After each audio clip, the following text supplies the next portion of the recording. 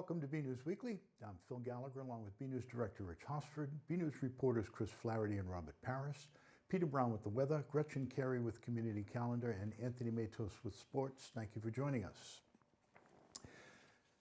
Police have arrested Tyler Healy, 23, on charges related to the May 8th attempted kidnapping on Middlesex Turnpike.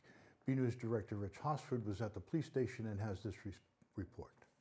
I'm here at the Burlington Police Department where a suspect in Sunday night's attempted kidnapping was just brought in for arraignment.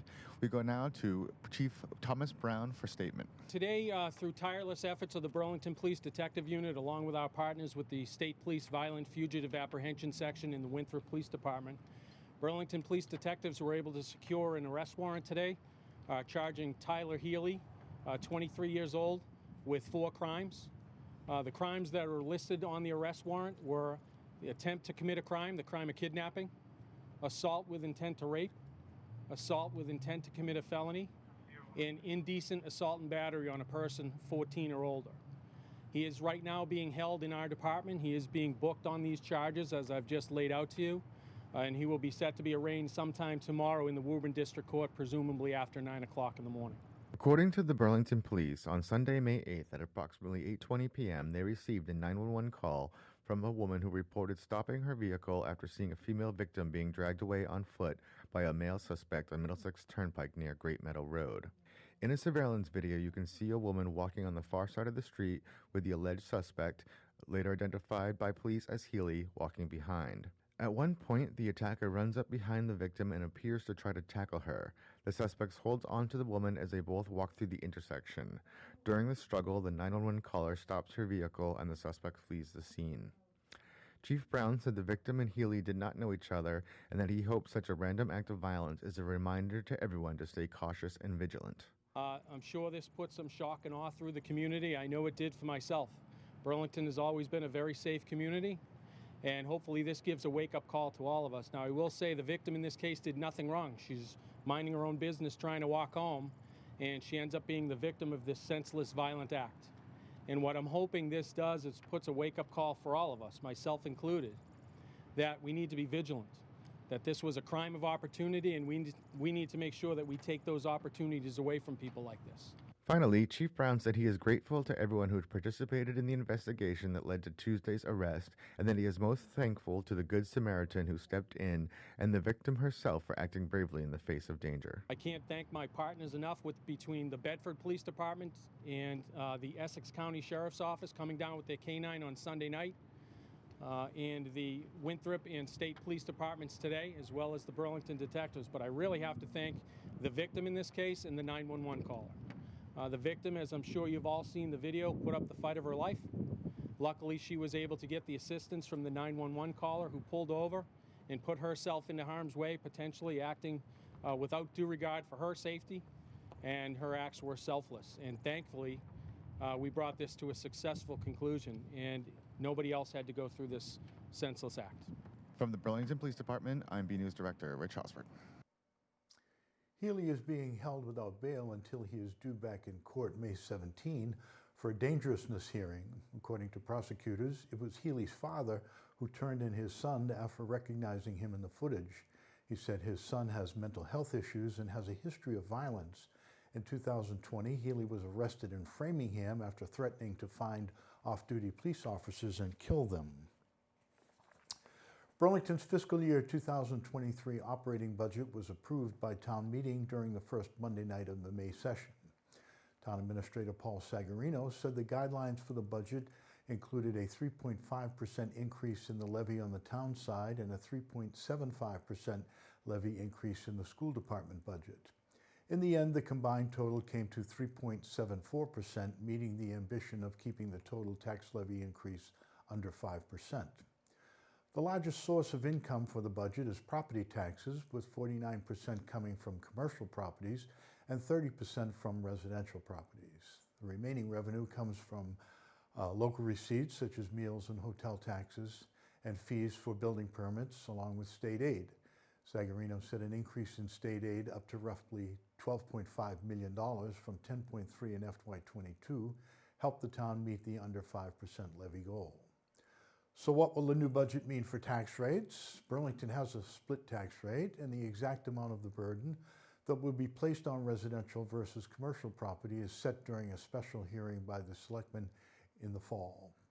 Traditionally, the board has aimed to keep residential rates low to help residents. The residential rate in FY22 was $9.95 per $1,000 of value, being 43rd out of 351 municipalities in the state. The commercial rate was 26.64 per 1,000 of value, the 34th highest in the state.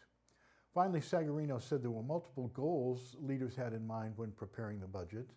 These include maintaining services, controlling fees, prioritizing investment, adjusting plans for long-term liabilities, and creating a plan for backing off the use of reserves. The town has been putting $500,000 per year of federal funds through the COVID relief grant to supplement the budget, but Sagarino said they are working to fund future operating budgets with 100% sustainable sources of revenue. Burlington Town Meeting completed the capital budget requests after some lengthy discussions and debate on Wednesday evening. In total, there were $4,976,000 worth of requests from the DPW, the police and fire departments, parks and recreation, and the school department. Some big ticket items passed with little to no discussion, including $200,000 for stream cleaning, $593,000 for the DPW vehicle replacement program, $700,000 for phase 2 of a communications plan for the fire department, $439,000 for a record management and dispatch system for the police and fire departments, and $222,000 for a body camera storage unit for the police department. The capital article that was the focus of most debate was $450,000 to redo the floors in the chorus and band rooms to make them more accessible. Currently, they are set up like pits with different levels descending from the height of the floor at the entrances of the rooms. This project would make the floors level throughout the rooms and thus easier to navigate for people with mobility issues. The biggest resistance to the proposal came from the Capital Budget Committee, which had voted 0 in favor, 6 opposed, against recommending its passage. The chairman, Adam Sinesi, said the biggest issue was the lack of a clear plan on how the district would present renovations and other projects to the school buildings. We never saw this in any 10-year plan, he said. Our committee doesn't understand the lack of a planned approach. Superintendent Conti said making the high school more accessible has been a long-term goal of the district and that they were requesting this project now because they expect to have larger, more costly expenses in the year ahead. He said the district would likely be asking for nearly $50 million for the Fox Hill project, and they also have to upgrade the high school HVA system and science labs, again, both costly projects. He said before those larger requests are made, they want to tackle some of the other pieces first. The vote, which was done by roll call, came out 53 in favor and 46 opposed. The biannual BHS Mock Crash gave students a glimpse of what could happen when you are under the influence behind the wheel. BNEWS reporter Robert Paris was part of the production team for this year's video and was also at its unveiling, and he files this report.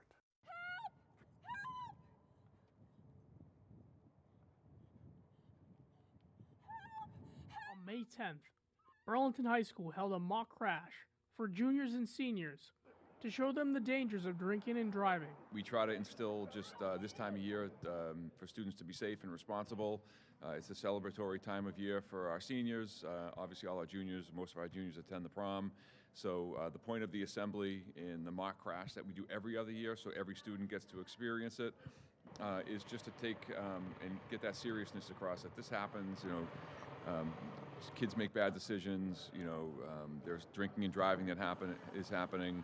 We just want to make sure that they're thinking about it, that they're looking out for one another, and that they're taking care of each other during this time of year. The Burlington Police, Fire, MedFlight, Sullivan Funeral Home, and Leahy were all involved. We start planning this, we identify the year that we're going to do it, and we start at the very beginning of the school year. And it pretty much takes the entire school year to put it together. So there's a lot of resources, a lot of pieces that have to be put together. So there's a lot to it. In addition to that, when we do it every year, every student in the high school either gets this experience as a junior or a senior. So they'll at least get it once. The Burlington administration staff is always looking out for their students and want nothing but the best for them, including getting into dangerous situations like these. In the mock accident, they show kind of from a police standpoint what can happen, and then also kind of how it affects family members and friends. So my hope is that it will leave a mark on them emotionally so they don't make those choices. We want for them to know that we care, and we want them to have a good time at this year. This is a very exciting time for them, best times of their lives. They're getting ready to go off to start another chapter in their life, and we want them to be able to experience that and to have to be able to go on and live their dreams. So our message is to try to make good choices, and if they don't decide, they don't make a good choice, that they have resources. We want them to call somebody. We want them to make sure that they stick together, never leave a friend alone, and just get the message across that bad things happen to good people sometimes. From Burlington High School, I'm Robert Paris for BNEWS Weekly. Due to a rise in the number of cases of COVID-19, both in the district and in Middlesex County as a whole, the Burlington School Department is recommending students, teachers, and other district employees to wear masks while in school buildings. Since our return to school following April vacation, we have seen a steady rise in COVID cases impacting students and staff, a letter sent to families from Superintendent Conti states. Conti said that in the week following vacation, they had 65 cases, and last week there were 78 reported cases in the district. As of the time of the letter, there have already been 59 reported cases in 2 days this week. Conti said this rise in cases in the district corresponds with the latest data from the U.S. Centers for Disease Control and Prevention website, which currently has Middlesex County is in the high category for COVID-19 community level, along with most of Massachusetts.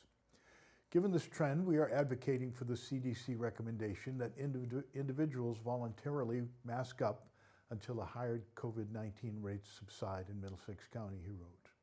We will continue to provide updates on the number of cases as part of our weekly update each week. Recently, the Mass Department of Elementary and Secondary Education has updated its guidance for how school districts should work with students struggling with dyslexia, and they are close to what Burlington has been doing for many years.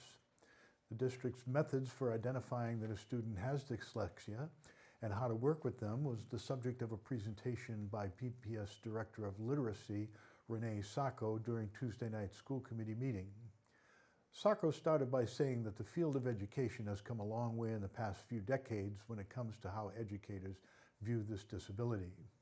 Sacco said this is good news because it gives educators more tools to help students struggling with dyslexia, which she defined as a specific learning disability characterized by difficulties with accurate and/or fluent word recognition, typically with poor spelling and decoding abilities.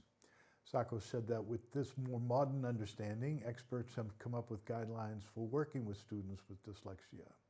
The guidelines provide three things: a set of screening guidelines for all students, a framework of intervention and other learning disabilities for dyslexia and other learning disabilities, and a comprehensive resource of evidence-based practices aimed at all educators to support students at risk of dyslexia and those identified as already having it. The screenings given to all elementary grade students answer three questions: who is at risk, how significant is the risk, which skills are in need of support. Sacco said once a student undergoes screening, educators can make an assessment to determine the best level of extra instruction and which areas should be targeted if necessary. Doing this can help students overcome that learning disability. We can provide intervention, and with intervention, the brain can rewire itself and form the connections it needs to form in order to have the language processing part of our brains connect with the visual processing part of the brain, she said. Burlington recently took a step back and looked at its needs for affordable housing in town. For the details, we go to BNews reporter Chris Flaherty, who has this report. As the cost of living for renters and homeowners continue to increase in Burlington and the greater Boston area, the Housing Partnership Committee has collaborated with the Metropolitan Area Planning Council to perform an assessment of our town's housing needs. It came about because there was a real sense in town that we knew there were some shortcomings in our housing. We knew that there was anecdotally, we knew seniors were having a hard time finding somewhere to move. We knew young families were finding it harder and harder to buy a home. It was becoming, like a lot of communities, increasingly unaffordable. But we really only sort of had anecdotal evidence. And so we partnered with MAPC to get data, to understand really where our needs are. The final report from the MAPC will be released this summer. However, initial findings have shown a significant percentage of cost-burdened renters, difficulties for first-time homeowners, racial disparities, and a lack of middle housing in Burlington. Which is sort of that kind of in-between housing that isn't single-family housing but isn't rentals or apartments. It's townhomes, it's garden homes, it's affordable condos, that sort of thing. And that's kind of the sweet spot where seniors can downsize to, where young families, young professionals, single professionals families can afford to buy a first home with that type of housing. So what we're finding is we really don't have much of that type of housing. Homeownership is in fact becoming increasingly unaffordable, unattainable for first-time home buyers, and that the type of housing that can make our community more inclusive and diverse. The stats were something like 84% of homeowners in Burlington are white, and nearly 80% of our renters are black, so there's a real disconnect there. We're not making it affordable for a range of people and families to come into Burlington. It's sort of perpetuating long-standing racial segregation that we need to address if we want our town to be more welcoming and inclusive. Going forward, this assessment will allow Burlington to take steps to be more welcoming to all renters and homeowners. Some of the possibilities are that we might move forward with establishing a municipal affordable housing trust where we can basically take the funds that the town has for affordable housing and find creative and smart ways to use it, whether that's first-time home buyer programs, aging in place programs, different types of units. Maybe we can buy some small family houses, or we can invest in converting buildings into small multifamily apartments, that sort of thing. But there's a lot that we can do, and we won't know what those things are until we finish the needs assessment. Our town has made great strides lately in trying to become more welcoming and diverse and inclusive. And I think that for a lot of people, housing doesn't feel like a key piece of that puzzle, but it really is a critical piece of the puzzle. We really have a huge disconnect between white and black homeownership in Burlington. We're not finding ways to be more welcoming to people of different ages, races, incomes, people who have different types of jobs. You know, a lot of people come into Burlington every day to work, and a lot of them don't live here. They can't afford to live here. And so if you want your town to be vibrant and diverse, and you want the people who support your economy with their everyday labor to be able to afford to live here, then you have to address some of these things. You have to have different types of housing at different price points. You can watch replays of the town-wide Housing Needs Assessment Forum airing now on BCAT. Until next time, this is Chris Flaherty for BNEWS Weekly. As you may know, unlike many other communities in Massachusetts, Burlington exceeds affordable housing requirements, state guidelines for affordable housing guidelines. The temperatures have jumped 30 degrees and we're getting a taste of summer. For a look of what's coming in the week ahead, we go now to BNews weatherman Peter Brown for this week's forecast. We'll also check out the community calendar with Gretchen Carey to see what's happening this week in Burlington. Well, hello everyone, this is Peter Brown, Hilker Weather for the next 7 days. Here we are heading into the heart of May, and we're getting some really nice late spring, early summer-like temperatures here in the Burlington area over the next 7 to 10 days, so no intrusions of cold air, just some really pleasant conditions out there. As we start our period on Friday, our average high should be around 70 at this time of the year, and we're going to see probably a little bit warmer than that, probably in the upper 70s, maybe near 80, and staying warm at night too. So if you have to be out and about in the Burlington area, our lows are only going to be in the mid-50s, so very pleasant out there. As we round out the period getting in towards next Thursday, again, our high should be in the low 70s at this time of the year, and that's about where we'll be. We'll be in the low to mid-70s as we close out the period. And as you notice, our days keep getting longer and longer as we head towards the start of summer. So as we go ahead, let's take a look what the Climate Prediction Center is calling for us here in the Burlington area in terms of temperatures and precipitation. And again, looking at our temperature map, it looks like our area here in most of eastern New England is expecting at or slightly above average temperatures, and that's what I'm seeing as well, especially as we head into the weekend, where we may see highs in the mid-80s. So that's something to really look forward to. And as we look at our precipitation map here, nothing really crazy here. Going to be just average chances of precipitation. We'll see a chance of some spotty showers here and there every few days in the Burlington area. So everyone, let's go ahead and take a look at that great forecast we have coming up for the next 7 days. And here we are. We don't even have any high temperatures in the 60s. What a big change from what we've been seeing over the past few weeks here, going back to the beginning of April with that cool, wet conditions out there. That type of weather is gone.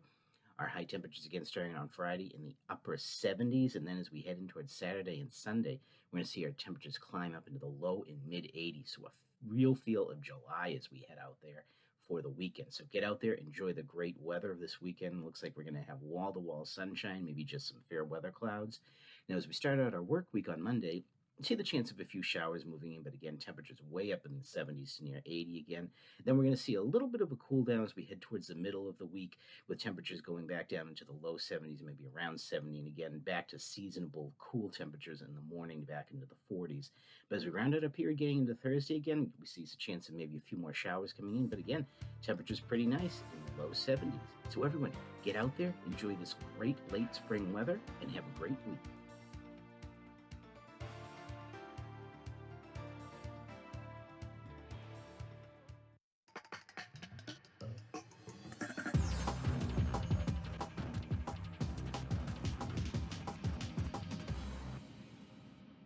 Hey everyone, I'm Gretchen Carey, and this is your community calendar. On May 17th from 3:30 to 5 p.m., the Burlington Parks and Recreation Department will be having kite making and flying at Simons Park. Everyone is welcome. For more information, call 781-270-1695. On May 19th at 7 p.m., the Burlington Public Library will be having an event called Mindfulness with Laura Klain. Everyone is welcome and pre-registration is required. To register and for more information, go to burlingtonpubliclibrary.org. Now through September, 3rd Avenue is having Cornhole Tournament Tuesdays at 6:15. Everyone is welcome. For more information, go to thirdavburlington.com.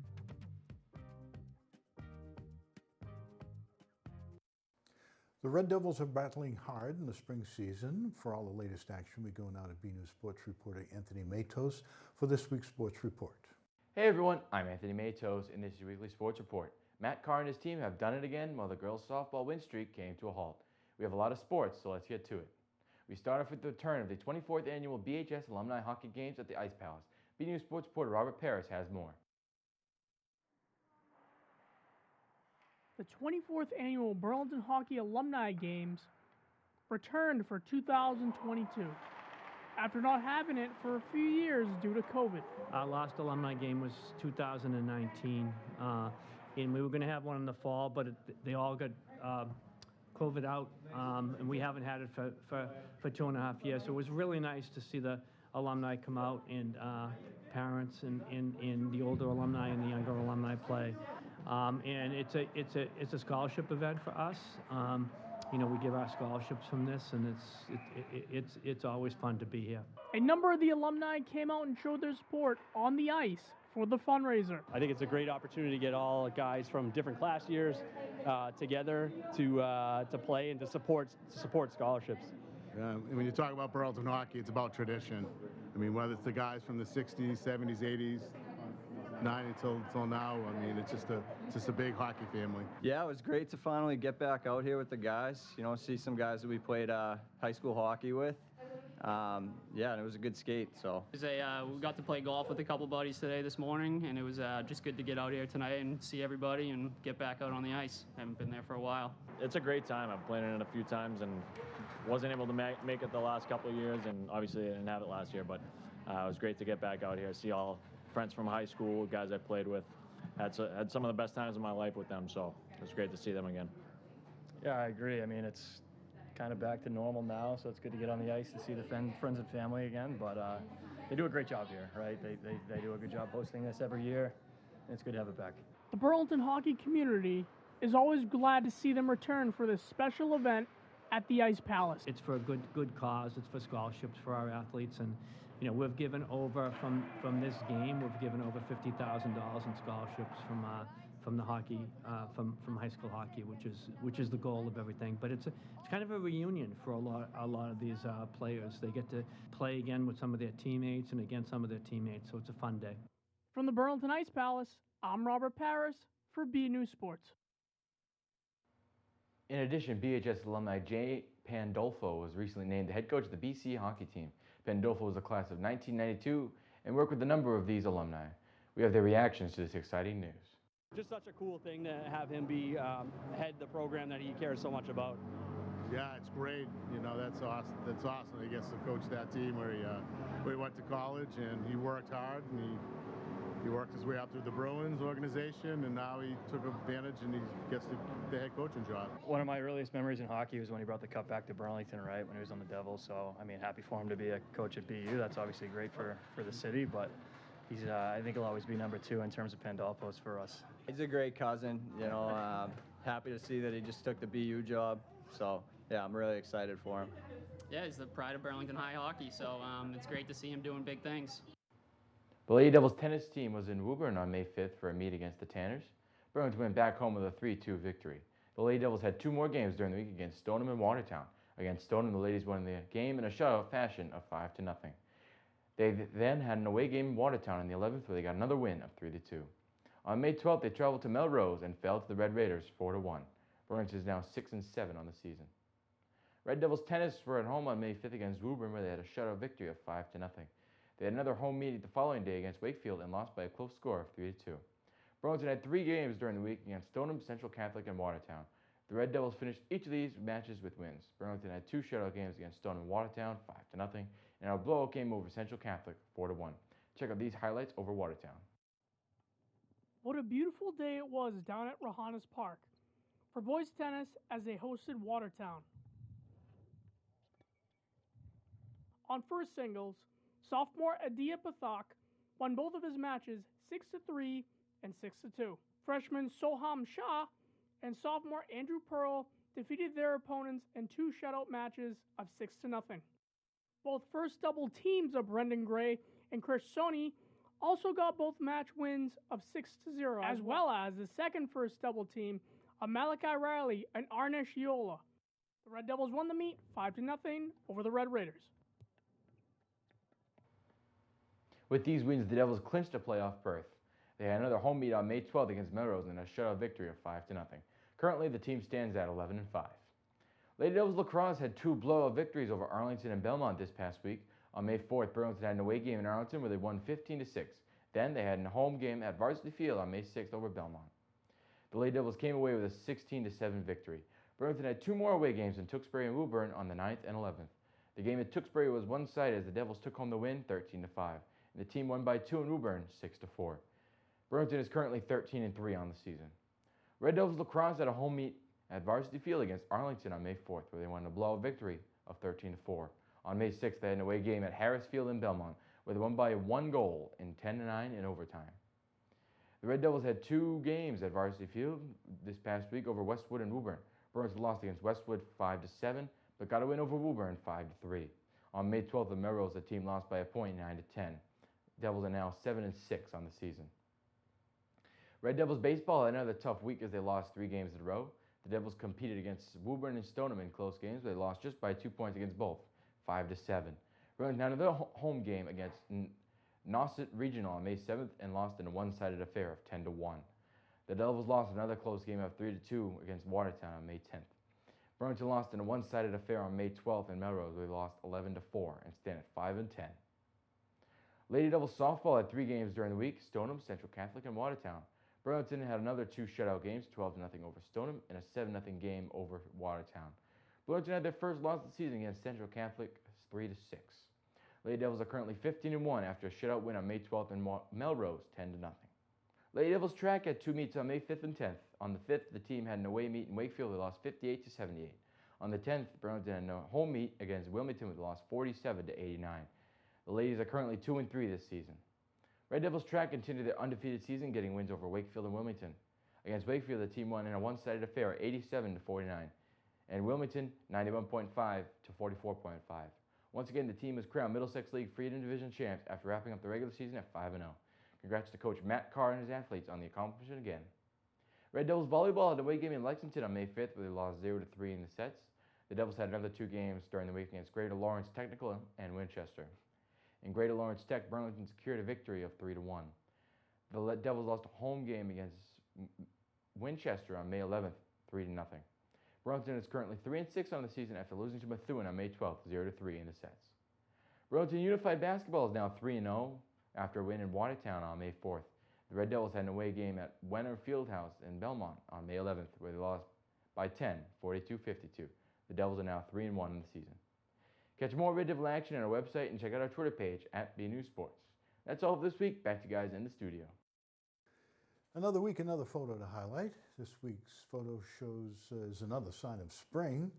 It was sent in by me, actually, and shows a pair of twins of tulips growing in my garden, actually in big pots we had in the garage over the winter.